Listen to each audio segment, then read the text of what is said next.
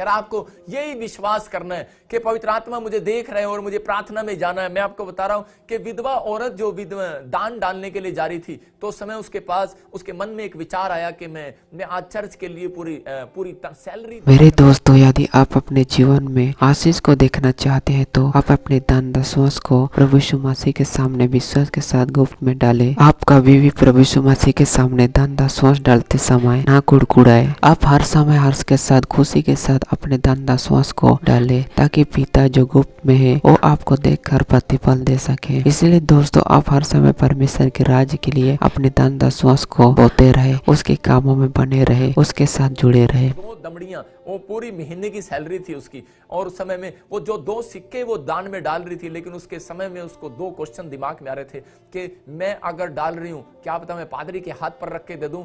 लेकिन उसने उस पादरी के हाथ पर नहीं, उसने कहा कोई पादरी अगर मेरी तरफ देखे ना देखे, लेकिन आज मेरा परमेश्वर मुझे देख रहा है। और उसने जाकर अपनी पूरी सैलरी को उस दान के अंदर डाल दिया। और उसी समय यीशु मसीह ने कहा कि आज मैंने बहुत धनवानों के दान को डालते हुए देखा, लेकिन कह रहा है कि ये औरत पास हुई है, कह रहा है क्योंकि इसने किसी से शेयर नहीं किया है, किसी को दिखाया नहीं है। इसलिए बाइबल में लिखा कह रहा है कि तेरे दाहिने हाथ को भी पता न लगने पाए कि तू बाएं हाथ से क्या डाल रहा है, तेरे बाएं हाथ को भी नहीं पता लगना चाहिए कि तेरा दाएं हाथ तुझे देख रहा है। आप बहुत बार क्या करते हैं, अपने नोट को जब देखते हैं पर्स में से निकालते हैं और डालते हैं, इसका मतलब आपने खुद ही देख लिया है, इसका मतलब गुप्त में नहीं रह गया कुछ। कह रहा है कि आप कई बार देख कर डालते हैं, लेकिन हफ्ते में, महीने में एक दिन ऐसा जरूर रखो कि आप परमेश्वर को बिना देखे, कह रहे कि आप बिना देखे वो पर्स में, कह रहा वो बीज बोया करो। मैं कह रहा हूं परमेश्वर आपके दिए हुए बीज का प्रतिफल देने वाला है यीशु मसीह के नाम में। आप हफ्ते में एक दिन ऐसा किया करो कि मैं एक दिन ऐसा जाऊंगा और परमेश्वर के सामने मैं कमरे में से बाहर नहीं आऊंगा, मैं गुप्त प्रेयर करूंगा।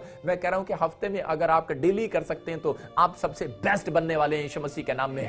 मैं आपको बता रहा हूं कि ये मेरी तरक्की का राज है कि मैं परमेश्वर को बेस्ट टाइम और बेस्ट कमरा देता हूं। आपने अगर अपना बेस्ट कमरा परमेश्वर को दिया हुआ है, तो मैं कह रहा हूं कि आज रात आपके लिए परमेश्वर एक बंगला तैयार करने वाला है यीशु मसीह के नाम में। लेकिन बहुत सारे लोग इस बात में चूक जाते हैं, लेकिन अब्राहम इस बात को समझ गया और उसने देखा कि वो अपनी पत्नी के सामने नहीं रो सकता, लेकिन उसने सीक्रेट को जान लिया कि परमेश्वर गुप्त में देखता है। वो अपने तंबू में गया और तंबू में जाकर रोने लगा परमेश्वर के सामने। बोलता है, कह रहा है कि 90 साल बीतने को हैं और मेरे पास एक भी औलाद नहीं है। कहता मैंने तेरी सेवा किया, बता तूने जहां कहा वहां नहीं गया, कितने लोगों को सुसमाचार सुनाया, कितने लोगों के साथ ऐसा किया, और टूट गया है वो। और उसी समय जब वो रो रहा था, तो उसी समय परमेश्वर की आत्मा ने उसका हाथ पकड़कर, पहला शख्स है बाइबल के अंदर जिसका हाथ पकड़कर परमेश्वर तंबू से बाहर लेकर गया उसको, और उसको बताया, बोलता आसमान में देख कितने तारे हैं। कहता है कि अपने बाप की ताकत को जान ले आज। कहता है इतनी औलाद मैं तुझे दूंगा यीशु मसीह के नाम में। कहता है क्यों? क्योंकि तूने गुप्त की ताकत को जान ली है। अगर आज आपने गुप्त में बैठकर परमेश्वर के सामने प्रार्थना की, कुछ लोग गुप्त में बैठते हैं और प्रार्थना कर रहे होते हैं, हाँ नींद आ जाती है उनको, सो जाते हैं वो लोग। लेकिन यहां पर फिर कह रहा है वचन, कह रहा लिखा है वो गुप्त में देखता है। बहुत सारे लोग गुप्त में वो प्रार्थना नहीं कर पाते, जैसे ही वो कमरा बंद करते हैं और उसी समय उनको नींद आ जाती है, बोलते हैं कि हम नहीं कर रहे। लेकिन इस बात को आप समझ लेना है कि आप गुप्त में, परमेश्वर देख रहा है आपको। इसका मतलब कह रहा है कि आपकी गुप्त की हुई प्रार्थनाओं का परमेश्वर आज रात उत्तर देने वाला है यीशु मसीह के नाम में।